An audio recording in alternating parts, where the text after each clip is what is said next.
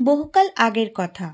শীতলপুর রাজ্যের সীমানায় বিস্তীর্ণ এক উপত্যকা ছিল, যেখানে অসংখ্য গোলাপ ফুটত। হেমন্তের হালকা শীতল বাতাসে সেই গোলাপের সুবাস মিশে এক অদ্ভুত মোহময় পরিবেশ সৃষ্টি করত। উপত্যকার ঠিক কেন্দ্রে দাঁড়িয়েছিল একটি গাছ, যে গাছে ফুটত অদ্ভুত এক গোলাপ, রক্তগোলাপ। এই রক্তগোলাপ সাধারণ গোলাপের মতো ছিল না। এর পাপড়ির রং ছিল গাঢ় লাল, যেন সদ্য প্রবাহিত উষ্ণ রক্ত।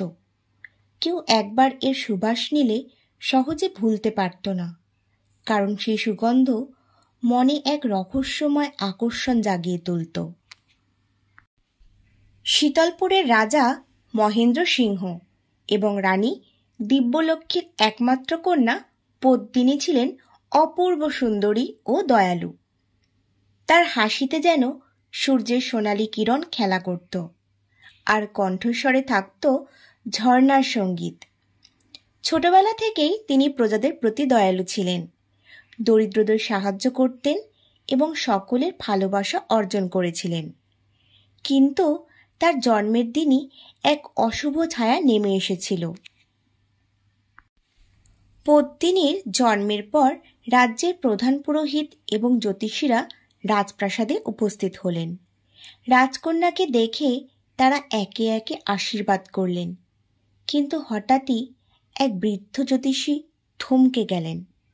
তার কপালে গভীর ভাঁজ পড়ল, চোখে আতঙ্কের ছাপ।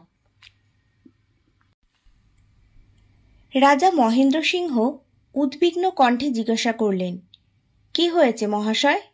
আপনি চুপ করে গেলেন কেন? বৃদ্ধ জ্যোতিষী দীর্ঘশ্বাস ফেলে বললেন, মহারাজ, দুঃখিত, আমি যা দেখছি তা বলা সহজ নয়।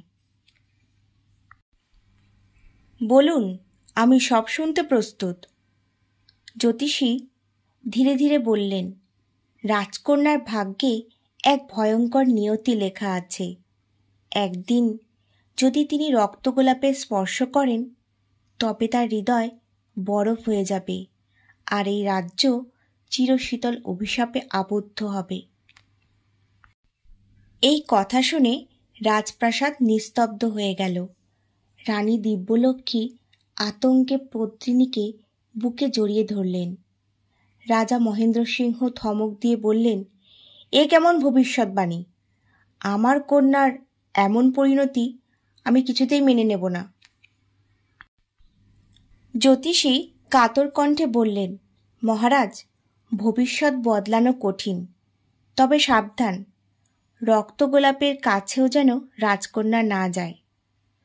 পরদিনই রাজা মহেন্দ্র সিংহ আদেশ দিলেন, সারা রাজ্যের সমস্ত রক্তগোলাপ উপড়ে ফেলা হবে।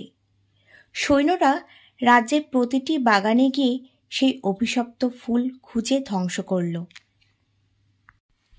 কিন্তু আশ্চর্যজনকভাবে উপত্যকার কেন্দ্রে যে রক্তগোলাপ গাছটি ছিল, তাকে কেউ কাটতে পারল না। যেই সেই গাছের ডাল কাটতে চাইত, সেই অদ্ভুত এক অদৃশ্য শক্তির কারণে দূরে ছিটকে পড়ত। গাছটি যেন নিজেই নিজেকে আত্মরক্ষা করছিল। রাজা ক্রোধে ফুঁসতে লাগলেন, কিন্তু কিছুই করতে পারলেন না। অবশেষে রাজ্যের সমস্ত প্রবেশপথ বন্ধ করে দেওয়া হলো এবং কঠোর পাহারা বসানো হলো। বছর কেটে গেল। পদ্মিনী ধীরে ধীরে বড় হতে লাগলেন। তিনি প্রকৃতিকে ভালোবাসতেন, ফুলের বাগানে ঘুরে বেড়াতেন, ঝর্ণার ধারে বসে গল্পগাথা শুনতেন। কিন্তু একটি জায়গা ছিল যেখানে যেতে তাকে কঠোরভাবে নিষেধ করা হয়েছিল, উপত্যকা। সেখানে মৃত্যু লুকিয়ে আছে। রাজা ও রানী বারবার তাকে সতর্ক করতেন। তবে নিষিদ্ধ জিনিসের প্রতি মানুষের আকর্ষণ চিরকালীন। একদিন পদ্মিনী তার সখীদের জিজ্ঞাসা করলেন, উপত্যকায় এমন কি আছে যে আমাকে যেতে দেওয়া হয় না? সখীরা একে অপরের দিকে তাকিয়ে ফিসফিস করে বলল, সেখানে এক রক্তগোলাপের গাছ আছে। শোনা যায় সেটি জাদুকরি। পদ্মিনীর মনে কৌতূহল জন্মালো। কি এমন বিশেষত্ব সেই রক্তগোলাপে? কেন সেটি এত শক্তিশালী?